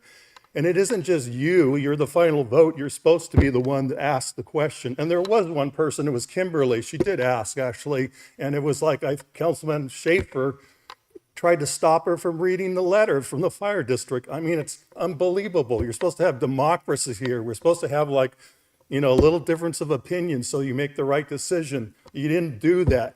In fact, our prior city manager even brought a lawyer all the way from Sacramento so that when she brought it up again, you know, they went on the attack. So you guys didn't do your job. And that's when people like you, the next time, people can cause people to die. That's the problem. It's a little touch of evil in that decision from you not listening to your first offenders on a situation like this. So somehow you need to like turn this around, because I still hope that you can. I mean, I really do. So I hope you make the right decision. Next. Hello, council members and mayor. My name is Tricia Murphy, and I'm here speaking in favor of the sister city. Stacy Salazar, you said that if we proved to you that there was wide support for that you would vote for it, and so far you haven't kept that promise. And then I see somebody like Pat coming here, and she's got the courage and the moral. She looks at this and she's going to put her life on the line to go help people in Gaza that are still being slaughtered. Israel has broken the ceasefire 1,300 times since October 10th, since we were supposed to have a ceasefire. You don't see it on the news. It's practically disappeared, but Palestinians are still being killed both in Gaza and the West Bank. They're going through their third winter with rain, floods, tents that are falling apart. They're losing their babies to hypothermia. They're starving, and Israel's making sure they don't get the food. They want to kill as many Palestinians as they can because they want their land. It's that simple. It's that simple. And what we want to do as a community, myself and the other people that show up here and speak in favor for a sister city, is we want to extend the hand of friendship. We can't control what our government does, but we can do something to say to them, we care about you and we're so sorry this is happening and we want to create goodwill with you. That's all we want to do. And you guys have stood in the way of it. This is a microcosm of what's going on all around our country, most of the West. We have people that are put in powerful positions that stand in the way of opposition to this genocide. And they're here in this room. I'm angry and I'm frustrated. They are continuing to steal land in the West Bank and slaughter people and burn their houses and burn them down every day. They're starving. They're starving people. Every human rights group is sounding the alarm. These people are dying of starvation. If it's not starvation, it's hyperthermia. And Israel doesn't want to stop there. They've been bombing Lebanon, Syria, Yemen. They want Egypt for their greater Israel. They want Jordan. We buy Jordan for Israel. We pay them billions of dollars every year just to keep Jordan in check, because there's so many Palestinians that have had to leave Palestine. They can't go back. That's been a rule in Palestine forever. The Palestinians can't go back. If they leave, they can't go back, with a few exceptions. You're standing in the way of us wanting to do good. I don't know if that means that there's another minute or what's happening there. No, that's your time is up. Thank you for your comment.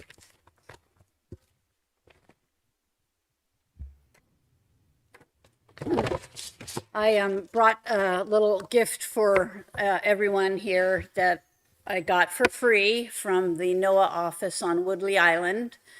And it's a little cloud chart. And my father, I take after him in wandering around and picking up literature and interesting things that are available in the places I go. And I have found this to be a constant appreciated thing that I share with my niece and nephews. And I gave some to the Growers Association and other people I see, and senior lunch people. So you are now the beneficiaries of this wonderful cloud chart that explains a lot of interesting things about our skies. And while some of you may, find the science of it really interesting, what I think about sometimes is when we look to the sky and what we see in the clouds. And this brings me to the concept of being visionary in our community. We just were acknowledged as a sustainable city. And basically the primary reason was because of our marsh, which we know is a 50-year-old very creative thing back then that's having its challenges right now. And we need to start thinking 7 generations into the future about being much more creative in that. So I just give you this cloud chart to look at and have a vision of what we can be as a community in the future. The other reason I give you this chart is because it's something that the federal government provides to its citizenry for free, and it's money well spent, in my opinion, unlike money poorly spent as it has been in the last 2+ years in our giving money to the state of Israel to kill people. And we did a ceasefire resolution way back in March of 2024, and mine's falling apart because the ceasefire is falling apart. And we need to be braver.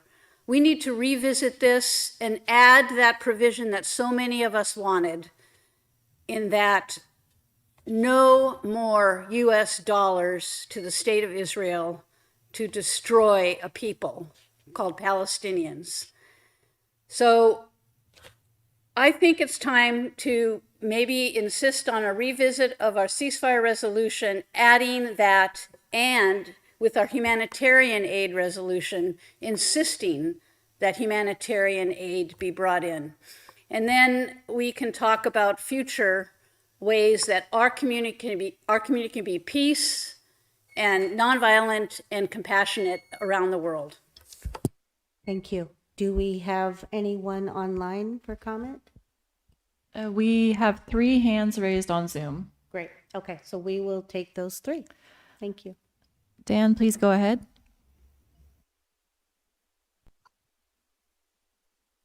Oops. Hey, yeah. Hey, council. Very quickly, I just want to thank the person who spoke in the beginning, the nurse who's going to Gaza. I'm a little surprised that you guys didn't at least thank her for that.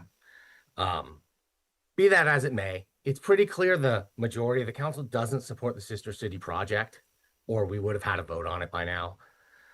I would urge the council to take a vote and vote it up or vote it down as is, or convene a special session so that we can take input from all parties concerned and come to an agreement that people can live with. I also want to say, I echo what the gentleman said about the Gateway District and the dangers of fire. This fire was a stark warning to our community that not only is our local fire department not able to handle multi-story fires with the lack of equipment and funds, but I mean, our entire county system was brought to bear on a 2-story fire. Granted, it was a wooden structure, but I have a lot of questions. Where were the alarms? There were no fire alarms. I've heard some really interesting interviews with some of the occupants of that building about the lack of urgency in evacuation and other things. Now, I think that the fire department and the police did an incredible job containing what they did. However, I do think instead of merely patting ourselves on the back, we need to look deeply and do a post-mortem of that fire and say what went right and what went wrong. What went wrong in the beginning to cause it? What caused the delay? And what can we do in the future to prevent those things from happening again? I hope that the council will figure out some way to do that as soon as possible and enact policies that will prevent a tragedy in the future. And I especially think 3 stories would be plenty high in the new Gateway District. And I think, honestly, if you ask most citizens of Arcata, they would absolutely agree with that. 8-story towers are a gift to developers, not to our citizenry, especially that kind of density in a town, in a county where, you know, we don't have adequate public transportation. The bike trails and the e-bikes, I applaud. Amazing, fantastic. But until we have buses that run 7 days a week, we can't call ourselves a sustainable eco community or anything resembling it. Thanks. Jody, please go ahead. Hi, my name is Jody. Can you hear me? Yes. I'm here to voice my opinion in objection to the Sister City project for Gaza. Gaza is still a war zone, still run by Hamas, which is a terrorist organization. They have broken the ceasefire so many times, and I'm speaking off the cuff tonight because I just couldn't shut up when I heard some of the other comments. Let me tell you who Hamas is. Hamas is funded by the Iranian IRGC, the same people that are slaughtering and genociding people in Iran right now as we speak. 40 million people are on the streets of Iran after an 80 million population, calling for their freedom and for the Ayatollah to be gone. And he has sent in proxy armies, and Hamas is one of the proxy armies, sent them in to start slaughtering people. So far, in 2 weeks, they have slaughtered more than 30,000 innocent unarmed civilians, and 330,000 have been injured. And that is not a full estimate. That is a low estimate. So those are the people who fund Hamas. Hamas runs Gaza.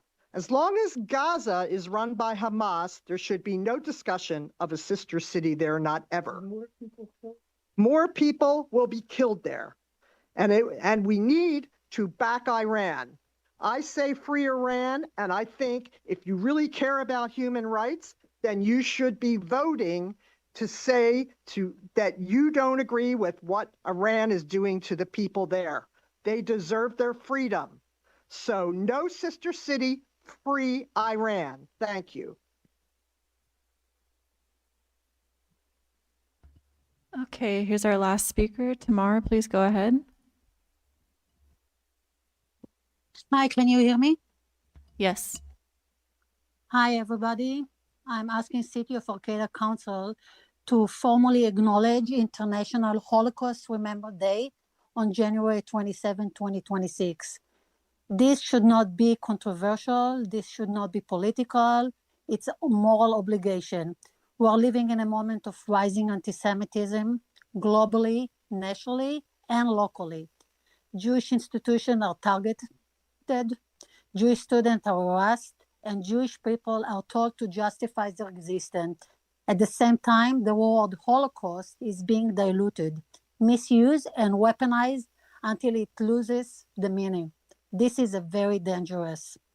The Holocaust was not metaphor. It was a systematic, industrialized murder of 6 million Jews. It was enabled not only by Nazis, but by silence, denial, collaboration, and across the countries and community. I lost an entire generation of my family in the Holocaust, and I'm a granddaughter of a daughter of a Holocaust survivor. That all of my family right now, like my kids, are Hitler revenge in his world. Holocaust Remember Days exist precisely because the world failed once and promised to never fail again. You're here, yet here we are watching history being distorted in a real time, watching anti-Semitism rising, minimized, and reframed as something else. Watching people forget that genocide does not begin with the gas chambers. It begins with words, lies, and the dehumanization of entire people. People have forgotten what of the Holocaust gruesome memory. Acknowledging Holocaust Remember Days is not about the past alone. It's about the present. It's about drawing a clear line and saying, this city remembers, this city educates, and this city does not tolerate hate. Other communities and governments around the world mark this day because remember is a responsibility. Silence, we're not going to tolerate the silence, and it's a choice. And it's a leadership means choosing to stand on the right side of history, even when it's uncomfortable. I'm asking the City Council to do something simple, meaningful, and right. Publicly acknowledge the International Holocaust Remember Days on January 27, 2026. because remember is not an optional, because anti-Semitism is not abstract, and because never again only matters if Thank we're you for your time. Okay, so that would bring us to our city manager's report. Does the city manager have anything to report? Yeah, Mayor White, thank you. Just a few items to report. One, there's been a lot of comments about fires and things in Arcata. So one of the things I just wanted to remind the council and the community is that the city, the university, fire district staff from Arcata Fire District have been working together. We've been meeting bi-weekly following the completion and acceptance of the standard of cover report. And so we've been having regular meetings and it's gone really well. And I think if you listen to any of the fire chief's discussions, that he'll say that the communication is really good with the city, the university. So we're talking about a lot of things, including how the city would be protected in fires in the future and what things that the fire department needs. So there's a very constructive conversation happening. And I'd also remind people, there's been a few times that Chief Emmons has had discussions. I think a really good one with more detail was at the Planning Commission last Tuesday. He described how quickly people got there. Their first responders were on a way back from medical. They saw smoke and they were there very quickly, and they were able to get a sweep through and look for people. And some of the circumstances there that he didn't relay at the council meeting are very harrowing, but getting up people, with first responders being on the roof, it moving from the heat. So there's a lot of detail in that Planning Commission, the Planning Commission report from Chief Emmons, and I would urge any of our members of the public that want to hear more firsthand account of how that went and what the thought process was to listen to that. And speaking of fire, I will just say that there was a fire today in the city. It's at the old transfer station on Samoa Boulevard, or formerly the Soilscape soil production building down there. So that is that fire was put out, but there's been a number of fires and it's a threat to safety. So our building department did red tag that, and people were asked to leave that site today. And so Arcata House was there. There are people who were camping there. So Arcata House has put an effort out to extend services to those people, with some of that coming from opioid funds that the city is put towards Arcata House for the sheltering of folks over this winter. The next thing that I would say is that I will be presenting the state of the city tomorrow. So I'm looking forward to do that. It's always nice to have a recap and to remind the public or share with the public what I see as some of the big things that are coming up. And so it'll be exciting to hear from the chamber, from myself, and then from the university. So I'm looking forward to that. And then I think I'll just, I will say a little bit more on the fire. We have had representatives up from the state. DTSC was here today, and they've been helping to provide some guidance on debris disposal. And I'll provide more of a status in the future, but right now the site is still under investigation. The Arcata Fire District hasn't released their investigation. When they do, private investigators will still be looking. So there's still a little bit of time before property owners can get back in there, and the next steps of identifying the steps for cleanup will be coming along further. So with that, I'll close. If you have any questions, I'd be happy to answer them. So before we do council reports, does anyone have any questions? Okay, so I'll start on the left this time. Okay, so, I think, there has been a lot of discussion about the fire that occurred. And in new construction, you will have a completely different situation, because you have to have them all, they all have to meet code, and they're all going to have to be sprinkled. And those buildings that we have that had a fire just recently were not sprinkled. They didn't have probably a lot of different things that they didn't have. You have 3 properties, they were all touching one another. And with the new codes, it's a whole different story. Plus the fact you have an alarm system inside each one of the units. I can speak to this because that's how it is for me on the corner of 9th and H. And if a fire starts, it rings to the police department, it rings throughout the entire building, the commercial and residential, and you'll hear it outside, and you'll know that you have a fire. So the standards have changed immensely from what we had from the Sealy and Titlow building and the Jones building and all, because they were built back by around the last turn of the century somewhere, and they just didn't meet current standards. So nevertheless, I'm just going to go on to what I did. Tonight I went to the Cal Poly Humboldt Aviation Club presentation.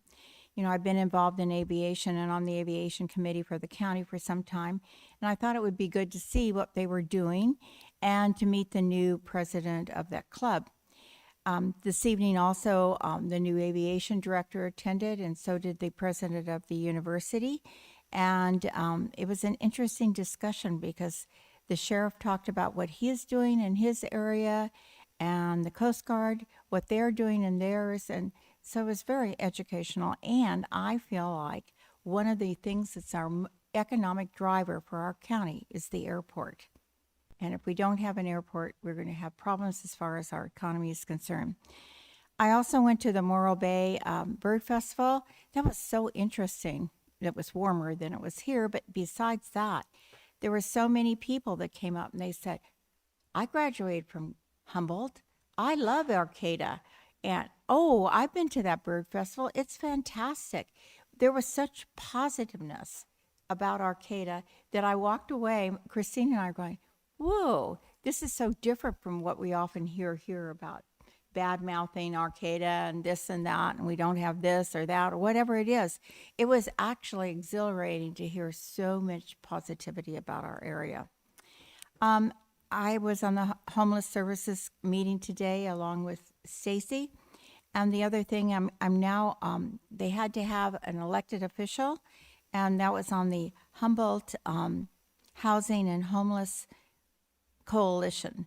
And so I applied for that and it was accepted, and they had a meeting last week. So there's a lot going on with, maybe Stacy will talk more about what's going on as far as homelessness services. We have the point count, pit count, or they call it PIT, but that's on Friday, and I'll be participating in that. So transit is moving right along. Our new building for HTA is getting the final design portions. They're working towards that for the HTA for their ground floor. Meanwhile, the rest of the building is being dealt with by Danco because that's their section. And I think it's going to be really good because it'll give a transit hub, and they're also working on a transit hub in Henderson Center.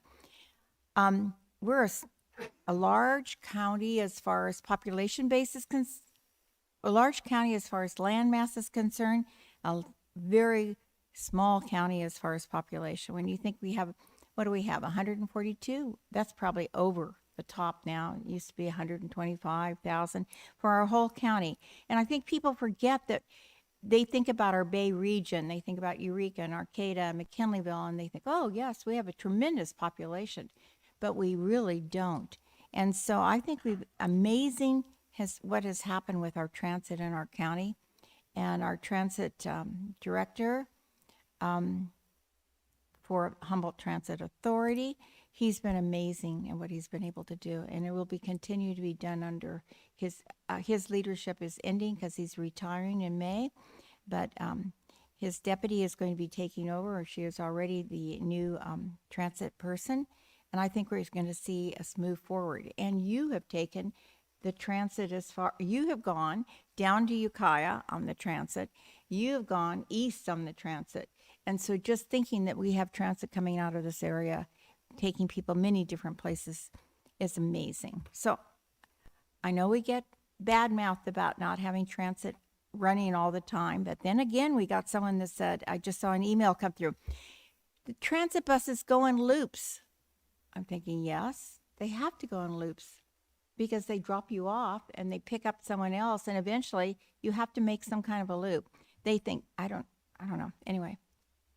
Oh. Thank you, Councilmember Stillman. Can we hear from Vice Mayor Salazar, please? Sure. I attended my last Humboldt County Association of Governments meeting.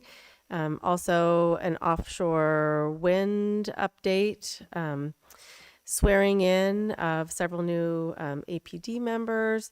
I had my first HWMA meeting and want to remind people that mattresses are free to bring in to the dump in Eureka, and they work to recycle them. So The cleaner they are, the better chances that they can be recycled.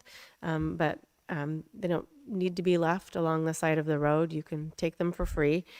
And we did get an update on SB 1383, the organics legislation, and I would assume we will probably be getting an update here, within the next few months or so, because that is, starting to move forward and come to fruition. We, several of us attended a community meeting on Sunday regarding offshore oil drilling, to rally opposition for that, which felt a little bit like a time warp, but here we are again. And I think we have are those the postcards that I'm seeing on the table for the offshore oil? Yeah, so the end of the public comment is the 23rd, which is only in 2 days. So you can go online, and I would suggest maybe contacting Surfrider. There's a lot of public information on social media on how to comment, but it would be good to do that. And attended the homeless services meeting today also. Looking forward to State of the City tomorrow. And I think that's all I have. Thank you. Only a few things. We did not have an RCEA meeting in December, and I do not have that meeting till tomorrow, so I don't have a lot to update about that. And I will not be at our study session due to that obligation at RCEA. We also have had quite a few different Equity Arcata leadership meetings, and just as we saw, from their presentation tonight, just recapping a lot of the events and what's coming up and moving forward. And the one exciting thing that's fairly close on the horizon is the Social Justice Summit, and that is the first week of March. And Equity Arcata is going to be leading a workshop on othering and belonging during the Social Justice Summit. So again, more updates to come on that. Look out for it. And then also, I guess I'm on the County of Humboldt Redevelopment Oversight Board. So I'm going to go to that meeting and find out what that's all about and how that might, benefit Arcata. So there we go. Yeah, that was such a great meeting that I went to when I was the mayor, and No, you put us on I everything. was the only one that had people that wanted to be on any of the committees, because I'd asked you all, and you all told me what you wanted to do, and the other mayors were sitting there. I said, well, didn't you ask your council members? And they go, well, no. I'm thinking, well, I guess they were going to all take on those positions themselves, but I thought it was great that Arcata got all these appointments, because you all stepped up. Thank you. All right. I am sad that I'm going to be missing the State of the City tomorrow, but I'm sure it's going to be a wonderful presentation. I will also be missing the special meeting tomorrow because I'm heading down to Sacramento for my housing, community, and economic development policy meeting. So I'm looking forward to bringing back some legislation that I'm sure will be very interesting for us. Also went to the offshore drilling meeting on Sunday and ran home from it. So that's awesome. I went to a creative economy town hall that the Ink people put on with some other counties. It was very interesting, talking about intersection of art and culture and tourism. So it was really great to be an elected official involved in that. I'm so grateful that we found the Kinetic Museum a home.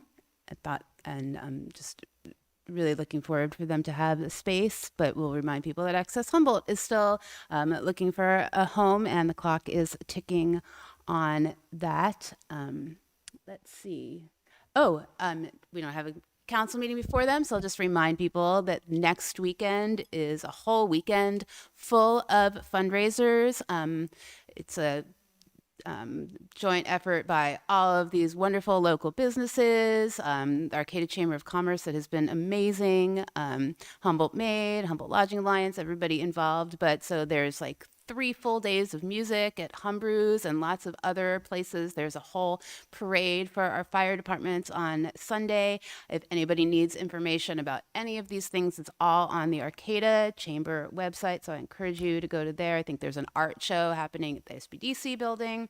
I am looking forward to my first REDAC meeting on Monday, I think. And then I am going to ask Mayor White to indulge me. I know that One of my favorite things about living in Arcata is that you can practically throw a rock and hit a Grateful Dead cover band any night of the week.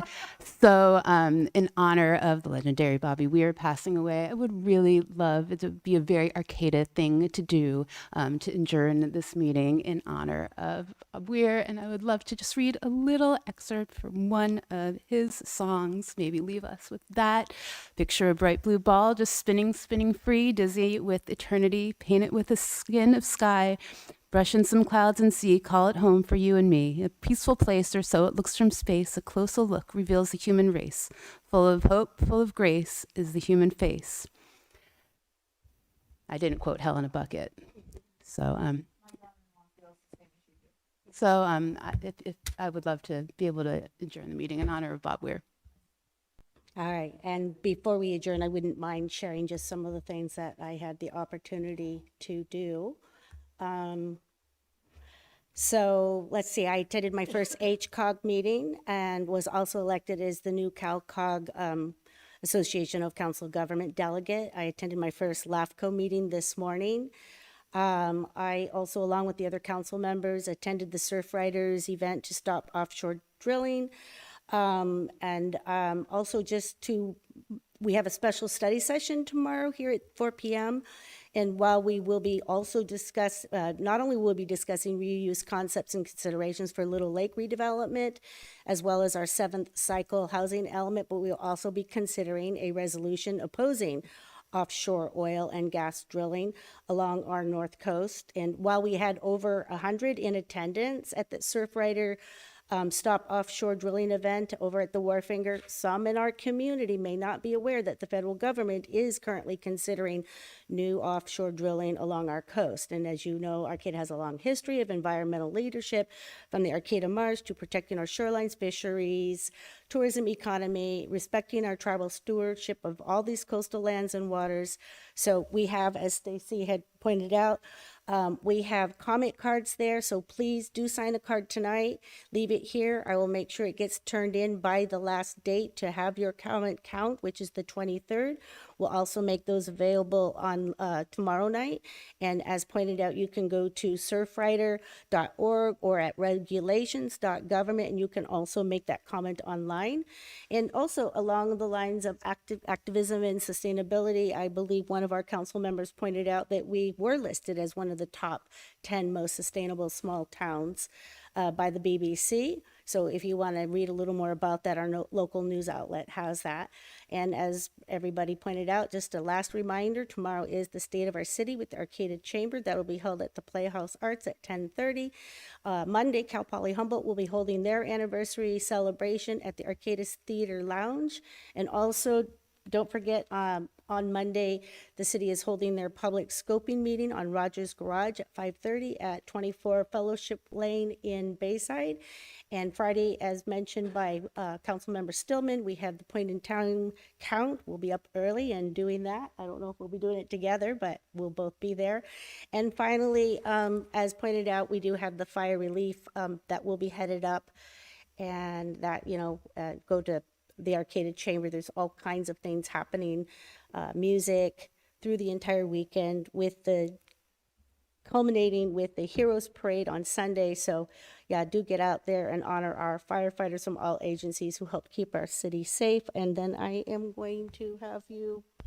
May I interrupt real quick before we adjourn? I just wanted to bring attention to dates of future meetings. Oh, yes, of course. There's 3 dates for budget study sessions, and I know not everybody can make it to each date, but I do believe we have a quorum confirmed for all 3 of them. Should I list those 3 or?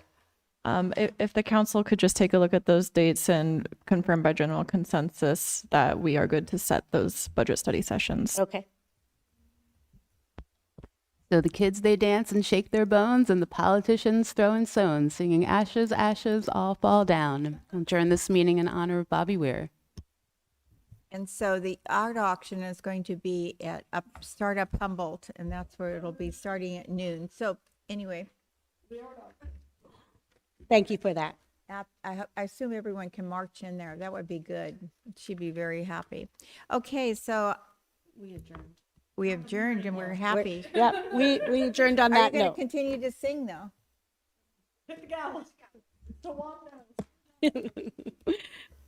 See you next time.